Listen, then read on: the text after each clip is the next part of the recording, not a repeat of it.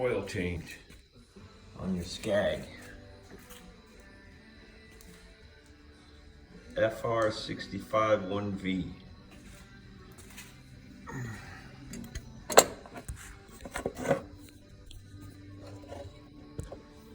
There's your drain plug.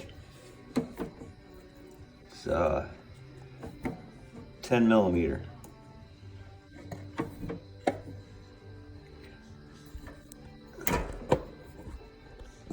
There's where your oil's gonna come out of, right there. And here's your filter, right there.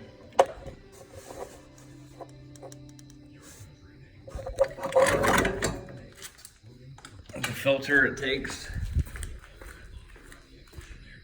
Coming up, we'll hear from Dirk Bentley with Brian Brett Young on the way as well. That one. Let's give you a few details. I think I put 2 quarts, pretty close to 2 quarts, filled it.